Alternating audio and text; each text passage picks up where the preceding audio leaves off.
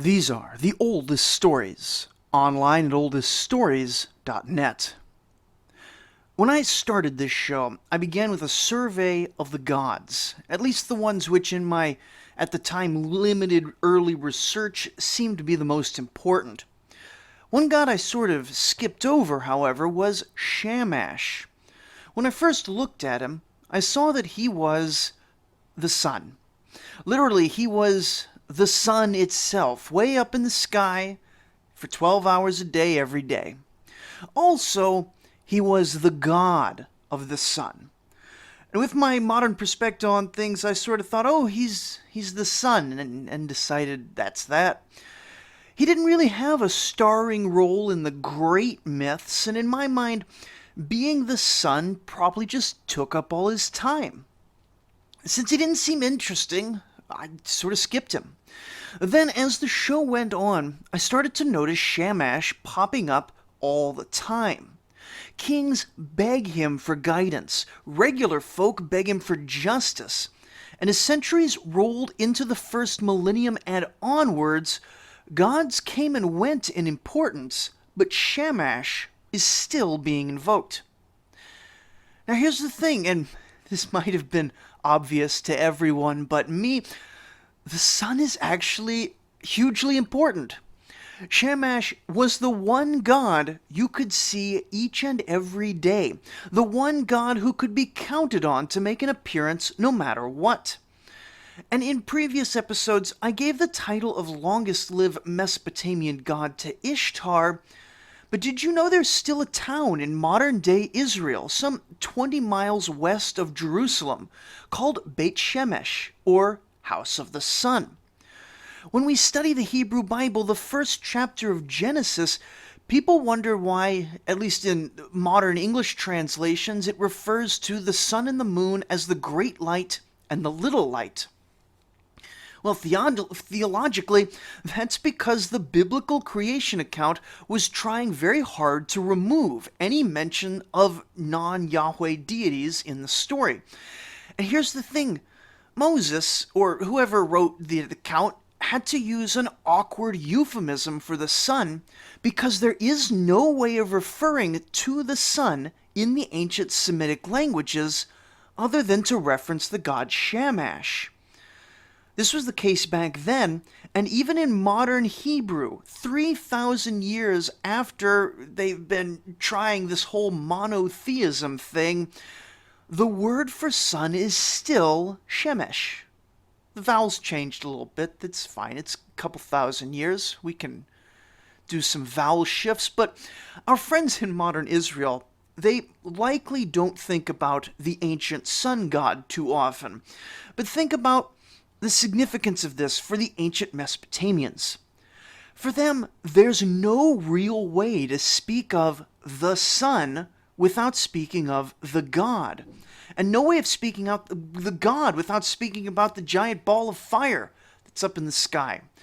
When you remember that the sun is a crucial part of the environment around which all of ancient life was ordered, suddenly even those who think that the entire pantheon of gods was nothing more than an elaborate fiction can see that Shamash was a key component in all life. And so today, we're going to more or less repeat what we did last episode, opening up Benjamin R. Foster's fantastic and weighty tome called Before the Muses, and pretty much straight reading translations of ancient texts, these discussing Shamash, the sun. We will open with praise of Shamash in one of the oldest texts of the Akkadian language, quite possibly dating to the Akkadian Empire itself, so old that Shamash is depicted as riding around on a bison. It reads, "Imposing doorbolt of the sky, most exalted of the gods, whom heaven relies on. Shamash the sun, who holds in his hand the life of the land. He is the king's right arm, the beloved of Ea the leader, god of joyful occasions, shining light, fiery radiance, awe-inspiring splendor of the depths, vanguard of the Anuna gods. He it is who gives overpowering strength and fierce weaponry to young men, daylight, chief herald on the mountain ranges, herald of the brightening sky, God of gods, imposing light, he makes his rounds, keeping watch over the land by day and by night. The lands of Ea. He sustains the campaigners and traveling merchants in foreign lands. The foreign lands render up lapis and silver to the traveling merchant. The cedar forest yields unworked timber, boxwood, cypress, standing tall like splendid standards, fit for a nobleman to adorn his house. He loads his barge with aromatics, oils, and honey, the goods that merchants bring, and incense of the gods, juniper, almond, and fragrant oil. Awe-inspiring splendor lights up the bison of the sun. His radiance sheds afar the joy of Enlil, the great courtyard. He fills with copper, gold, silver, and lapis the wide courtyard of his temple. As we move forward in time, we see Shamash getting more specific praise than just this. I mean, this focused on wealth in general. He's powerful in general. Let's be honest, all the gods give strength to young men. It is a bit distinctive that even at this early time he's guarding travelers and merchants, but that may be partly because nearly every god in an ancient Mesopotamian context was localized to a certain place. There would have been a temple or a set of temples across various cities with statues in which the gods themselves resided. Shamash, though, resides everywhere, possibly uniquely among the Mesopotamian gods, except, of course, for the moon god, Nana, or Sin. And so it makes sense that Shamash would be protecting the travelers who go everywhere. Aside from that, this praise poem was a bit generic. That's fine. As we move forward in time, though, Shamash gets more specific in his roles and things. As the sun, here's the thing, he saw all things in the course of each day. And as the sun, his rising and falling was regular and predictable. No wonder, then, that he was praised as a god of divination, for knowing all things, of justice, for his regularity, of honesty, and of knowledge, all four of which were conceptually tied together through the magical act of predicting the future.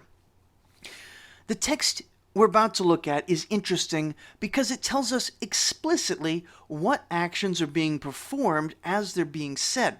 So we get to not only hear the veneration for Shamash, but also all the pomp and ceremony which would have surrounded the ripping out of a sheep's liver to read the future.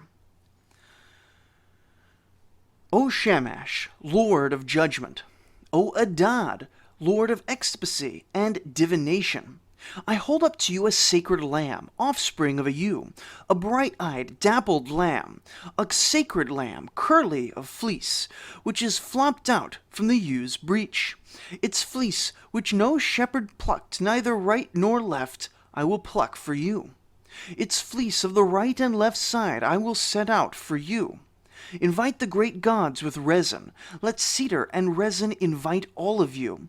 In the ecstasy I perform, in the ritual I perform, place the truth. In the matter of the person whose ritual we're performing, in the lamb I offer, place the truth. I call to you, Shamash, I beseech you to cleanse me. In the lamb I offer, place the truth. O Shamash, you opened the bolts of heaven's gates. You ascended to this place, a stairway of purest lapis lazuli. Next, you hold a scepter of lapis at your side for judgment. The case of the great gods you judge. The case of the wild beasts you judge. And the case of humankind you judge. Judge this day the case of our client. On the right of the Lamb, on the left of the Lamb, place the truth. Come in, O Shamash, Lord of Judgment. Come in, O Adad, Lord of Prayers and Divination. Come in, O Sin, King of the Tiara. Ishtar, Lady of Divination. Ishara, who dwells in the inner chamber, Geshtin-Anna, recorder of the gods, herald of An, Nergal, lord of the weapon, cause to be present the divinity in charge of the ecstasy I perform, and in the ecstasy I perform, place the truth. In the handiwork of the great gods, in the tablet of the gods, let the vesicle be in place. Let Nisaba the scribe write the case down. Let the divine shepherd bring forward a sheep to the assembly of the great gods, so the case may go well. Let the judges, the great gods who sit on thrones of gold, who dine from trays of lapis, take their seats before you. Let them judge the case of injustice and righteousness. Judge this day the case of our client. On the right of the Lamb, on the left of the Lamb, place the truth. I perform this ecstasy for the well-being of insert name here, our client, son of so-and-so, for his well-being. It is, as we can see, a hymn for Shamash, but like so many of Shamash's rituals and prayers, the other gods get involved as well. Now this is common generally in polytheistic practice, but particularly in Shamash's case, we see that he's often extremely important, but it's much less often the case that he's the only important figure in any given ritual or hymn. That says, he does have the so-called Great Hymn of Shamash, which is perhaps the best descriptor of the god in his mature form. Now this is a pretty late hymn, actually from the Iron Age, but it's built out of parts of many much earlier hymns, all crushed together, and so it gives us a sense of how they saw Shamash back when he was actually a going concern for the world. Illuminator of all, the whole of heaven, who makes light the darkness for humankind, above and below. Shamash, illuminator of all, the whole of heaven, who makes light the darkness for humankind, above and below. Your radiance spreads out like a net over the world. You brighten the gloom of the distant mountains. Gods and netherworld gods rejoiced when you appeared. All the Igigi gods rejoice in you. Your beams are ever mastering secrets. At the brightness of your lights, humankind's footprints become visible. The four world regions you set alight like fire. You open wide the gate of all sanctuaries. You multiply the food offerings of the Igigi gods. O Shamash, humankind kneels to your rising. All countries worship you. Illuminator of darkness, opener of heaven's bosom, hastener of the morning breeze for the grain field, life of the land. Your splendor envelops the distant mountains. Your glare has filled all the lands. Leaning over the mountains, you inspect the earth. You balance the disk of the world in the midst of heaven for the circle of the lands. You make the people of all lands your charge.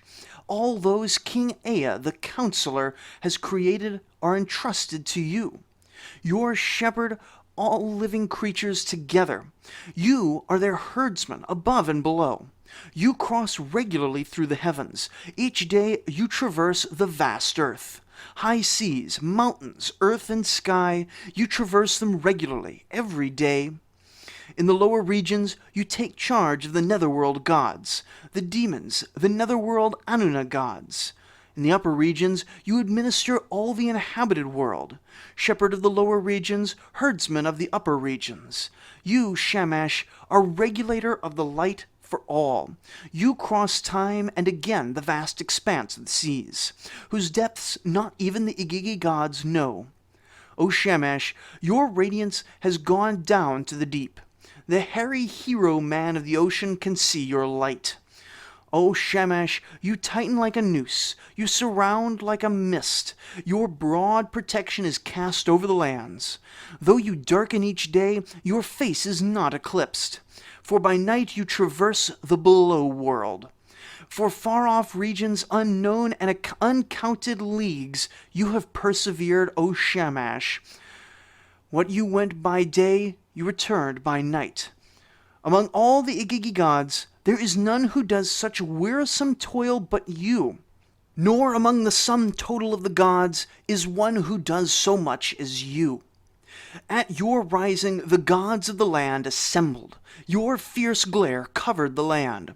Of all the lands of different tongues, you know their intentions, you see their footprints. All humankind kneels before you.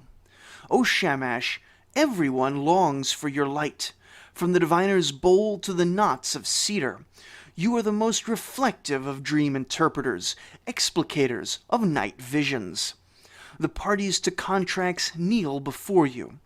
Before you both wicked and just kneel down. No one goes down to the depths without you. You clear up the case of the wicked and criminal. You send back to court the rogue surrounded by false witnesses. You rescue from the brink of hell the innocent one tied up in a lawsuit. What you pronounced in just verdict, O Shamash, is always true. Your utterances are manifest. They cannot be changed. You show no favoritism. You give support to the traveler whose journey is trying. To the seafarer in dread of the waves, you lend aid. You are wont to guide the roamer on unexplored routes. You always guide on the road any who turn towards Shamash. You rescued from the flash flood the merchant bearing his purse. You bring up the one gone down to the deep. You set wings upon him. You reveal havens to the refugees and runaways. You show the exile roads he did not know. You set free the one hidden in a dungeon. You save the displaced cast in prison. You reconcile promptly the God who is angry with someone. You stand by the sick man. You investigate the cause of his ailment. From the land of no return, you return. You are exalted, O Shamash, with your battle net. You conquer from your meshes. No villain can escape. He who in taking an oath is bound. For the one who does not fear you is doomed. Your wide net is spread. The man who covets his neighbor's wife, he will make to stand judgment before his appointed day.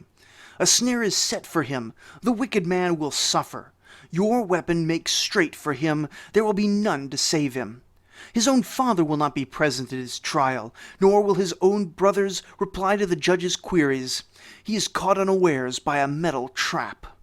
You blunt the horns of the scheming villain.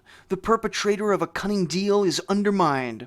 You show the rogue judge the inside of a jail. He who takes the fee but does not carry through, you make him bear the punishment. The one who receives no fee but takes up the case of the weak is pleasing to Shamash. He will make long his life.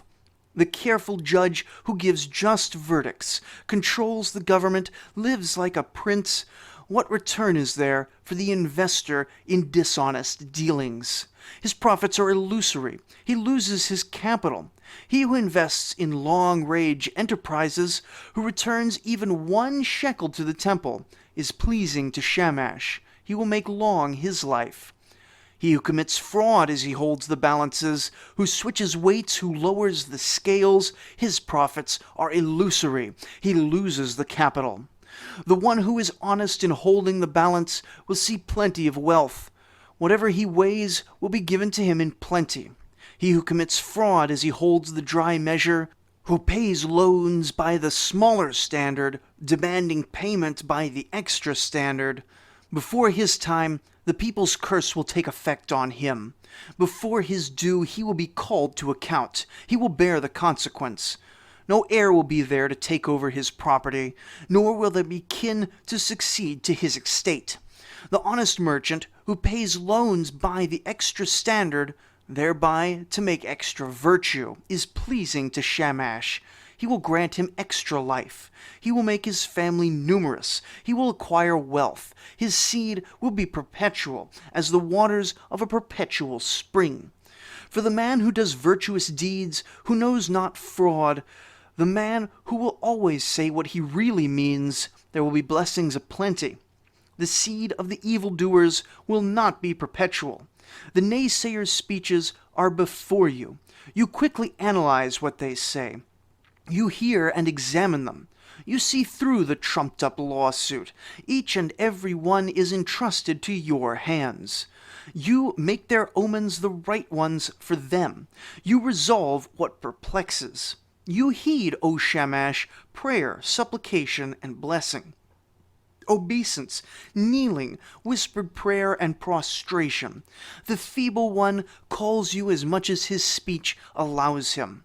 The meek, the weak, the oppressed, the submissive, daily, ever, and always come before you. He whose family is far off, whose city is distant, the shepherd in the afflictions of the wilderness, the herdsman in trouble, the keeper of sheep among the enemy, comes before you. O Shamash, there comes before you the caravan in anxious progress, the traveling merchant, the agent carrying capital. O Shamash, there comes before you the fisherman with his net, the hunter, the archer, the driver of the game. The fowler among his snares comes before you, the skulking thief who hates the daylight. The bandit on the wilderness paths come before you. The wandering dead, the vagrant spirit come before you. O Shamash, you have listened to them all. You did not hold back those who came before you. You heeded them. For my sake, O Shamash, do not despise them. You grant wisdom, O Shamash, to humankind. You grant those seeking you your raging fierce light. You make their omens the right ones for them. You preside over sacrifices. You probe their future in every way. You grant wisdom to the limits of the inhabited world. The heavens are too puny to be the glass of your gazing. The world is too puny to be your seer's bowl. On the 20th of the month, you rejoice with mirth and joy. You dine, you drink fine brew. The tavern keeps beer at wharfside. They pour barkeep's beer for you. You accept it. You are the one who saved them, surrounded by mighty waves. You accept from them in return their fine, clear libations. You drink their sweet beer and brew. You are the one who makes them achieve the goals they strive for. You release the ranks of those who kneel to you. You accept prayers from those who are wont to pray to you. They reveal you. They extol your name. They praise your greatness forever. Impostors, those whose tongues urge sedition, who, like clouds, have neither face nor approach, those who go all over the wide earth, those who tread the lofty mountains, the hairy hero men of the oceans, filled with fearsomeness, they yield of the ocean, which goes all over the deep. The catch of the rivers are what pass, O Shamash, before you. Which are the mountains not arrayed in your beams? Which are the corners of the earth that are not warmed by the brightness of your rising? Brightener of gloom, illuminator of shadow, penetrator of darkness, illuminator of the wide world, who makes daylight shine, who sends down the heat glare of midday to the earth, who makes the wide world glow like flame, who can shorten the days and lengthen the nights, who can cause cold, frost, ice, and snow, who shuts tight the gate, the bolt of heaven, opens wide the doors of the inhabited world, who is master of socket and pin, latchkey and bolt, who is always relentless but bestows life, who protects the captive in a fight to the death. Reason, counsel, deliberation, advice are your virtues, O Shamash. To Ebabar, shining house, your splendid abode, I will bring you a banquet from the 4 world regions. King, governor, high priest, and prince, may they bring you their tribute, bring you in a libation the yield of the lands. May your throne dais be renewed, you whose utterances cannot be changed. May Aya the bride, your spouse, say to you in the bedchamber, be appeased, O Shamash. This is a lot of power. This is a lot of importance. And with his near omnipresence, Shamash was a popular figure in protection rituals. There are a ton of small ones, protecting against everything from evil sorcery to snakes and dogs. And in fact, over on the Oldest Stories TikTok, I've read some of them over there, and if I find some more, I'm going to read some more. I just sort of pick and choose at random over there. If you're on TikTok, you want fact of the day a couple times a week, there you go. A good overview of everything he does, though, is a hymn which would be recited by a priest and king together, presumably for the protection of the nation as a whole, though it isn't clear on what occasion or how often it would be recited. The first part would be said by the priest. O Shamash, when you come forth from the great mountain, when you come forth from the great mountain, the mountain of the deep, when you come forth from the holy hill where destinies are ordained, when you come forth from the back of heaven to the junction point of heaven and earth, the great gods attend upon you for judgment. The Anuna gods attend upon you to render verdicts. Humankind, including all peoples, await your command. Livestock, wildlife, all four-footed creatures fix their eyes upon your great light. O Shamash, you are the greatest of sages, your own best counselor. O Shamash, you are the greatest of leaders, judge of heaven and earth. Whatever is secret in the heart is spoken out before you. All people's passing thoughts speak as if aloud to you.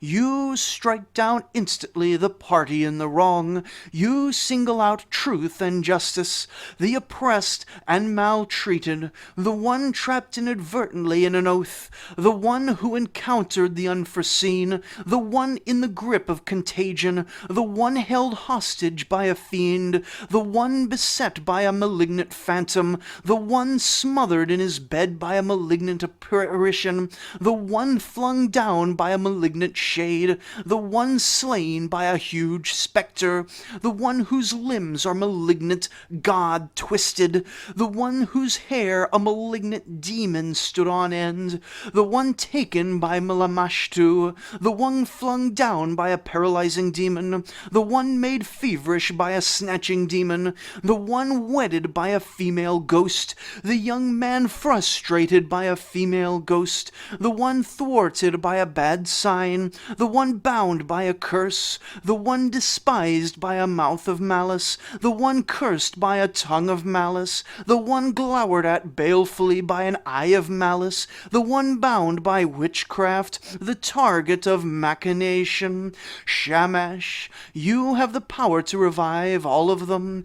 You resolve conflicting testimony as if it were one.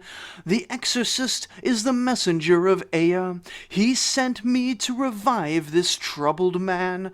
I repeat to you Ea's commission. Render a verdict for the king, son of his god. Banish the foul sickness from his body. Pour out pure water, clear water upon him. When he bathes the image of his substitute in the bath water, when the water flows from its body, may the malignant phantom, malignant apparition, malignant shade, malignant spectre, malignant god, malignant lurking demon, Lamashtu, paralyzing demon, snatching demon, male ghost, female ghost, contagion, fiend, foul sickness, all flow like water from the body of the king, son of his personal god, and quit his person. O Shamash, whose mightily given command cannot be changed, let this day his wrong be dissolved. May the tongue of malice be deflected. May the king's God proclaim your greatness. May the king sound your praises. And I to the exorcist, your servant, will render you homage. All that was the priest's part. What comes next would be recited by the king. O Shamash, judge of heaven and earth, Lord of above and below, light of the gods, guide of humankind, who sets free the captive, who revives the moribund, who averts evil consequences of signs and portents, who eliminates illness, who dispels darkness and brings illumination. I, king of this city, your servant, turn to you, seek you, stand in judgment upon my case this day, illumine my darkness, clear up my confusion, set right my uncertainties.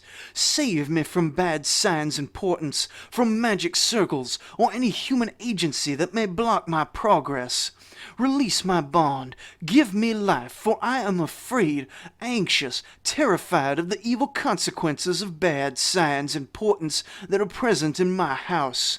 Avert from me the evil consequences of the signs and portents, lest I die or come to harm.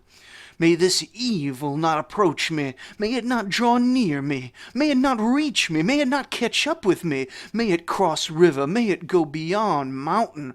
May it be 3,600 leagues distant from my person.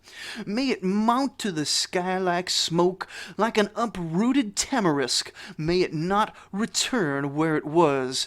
Let me proclaim your greatness. Let me sound your praises.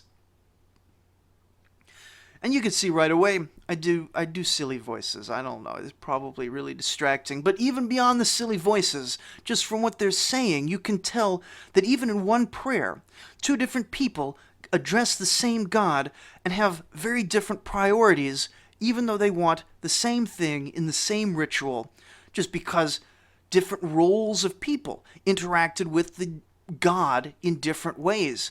Sadly, we have a lot from priests and kings, but not much from regular people. But what we do have is, we do see some stuff that ordinary people would pray. And Shamash, this is why Shamash is actually really interesting, because he does have temples. There are temples to Shamash, there are cult icons of Shamash. But a regular guy, after a hard day's work, out in the fields under the harsh light of Shamash, would say a prayer at sunset, facing the setting sun, wishing that Shamash could have a nice rest as he headed home past the horizon. O Shamash, when you enter innermost heaven, may the pure bolts of heaven greet you. May the door of heaven salute you. May justice, your beloved vizier, bring you straight in. Show your splendor to the Ababar, your lordly dwelling. May Aya, your beloved wife, meet you happily. May she make you relax. May your godly meal be set before you. O youthful warrior Shamash, let them ever praise you. O Lord of Ababar, go straight on your path. Make straight your way, go true course to your dwelling. O Shamash, you are the judge of this land, administrator of its verdicts. I think it's sweet that the people would not just ask the God for things and praise him, but they'd also wish blessings on the God himself, that he may have a nice evening at home with his family till he has to go back to work the next day. And what a different sort of relationship this is that they had with their gods than a modern Christian has with God. Far more of a two-way street, which is why, of course, they spend so much time extravagantly praising the gods, because while there's still an unbridgeable gap between the mortal and the divine in everyday experience, it's a smaller gap than monotheists typically deal with. They see these people as characters, as figures in their lives. Anyway, Shamash is great. If you've been following the show for a while, you can probably tell that I'm experimenting with format a bit. I wrote and recorded this one and the last one in pretty quick succession, mostly so that I have time to do the heavy research needed for the coming episodes, which is going along quite nicely, but taking a good long while. I don't know if people actually like these readings or not as a podcast format. I suspect if you've gotten this far to listen to the conclusion of the show, you must like it, and the people that don't probably aren't even listening. So that's how it goes. Whatever the case, there's good news. Up next, we'll be looking at ancient Mesopotamian textile manufacturing, followed by mining, smelting, and the forging of bronze implements. After that, I plan to put out a big summary episode so that we can look at the entire Bronze Age in one big sweep, And after that, assuming I don't come up with any more bonus topics, Season 2 of the podcast will finally officially begin, bringing us into the super exciting Iron Age. This will see the Babylonian Empire, the Assyrian Empire, the Neo-Babylonian Empire, as well as a dive into biblical Israel that will surely fill my inbox with hate mail. I am super excited about it, and I hope you all are as well. The bad news is, though, that this whole fortnightly release schedule thing is probably going to be permanent. I've transitioned into a new, more family-oriented phase in my real life. I was sort of hoping that once the transition was finished, I would have more time to get back into weekly episodes, but life has shattered that expectation, and so the Oldest Stories podcast is going to be releasing every other week for basically the rest of the show, barring some further unexpected change in my life situation. I do hope that you folks can understand, and for the off weeks there are plenty of other fantastic podcasts to fill that Oldest Stories-sized hole in your heart. I can recommend The History of Persia with Trevor Cully, which should be familiar to most of you. He did a guest episode on here not that long ago. As well as The History of Egypt with Dominic Perry, which is probably my favorite history show. And my longtime favorite podcast all around, The History of Philosophy Without Any Gaps by Peter Adamson, is also a fantastic pick for anybody looking for more podcasts. And also, I don't know how many of you are on TikTok, but like I said, The Oldest Stories has been on TikTok for a little while now. These are all these ancient texts that I never got a chance to read on the air. And a lot of them just fit perfectly into a little 2-minute TikTok video. I'm doing just whatever comes to mind. I have a pretty big library at this point with Sumerian proverbs, Akkadian texts. I'm answering basic questions that people are asking, shooting for a couple posts every week. It takes like 10 minutes, which is pretty great for me because I'm super busy. But 10 minutes to do a little reading, that's great. So it's probably going to stay with the podcast for the foreseeable future. So if you're on TikTok, check out Oldest Stories, all one word, and it has the familiar face of Ebiil's statue smiling at you, then you're in the right place. Anyway, that's all the show news for a while. I do try and keep it minimal, but it does sometimes pile up over time. Join us next time, 2 weeks from now, for a look at how clothing was made and worn in Bronze Age Mesopotamia. Thank you for listening.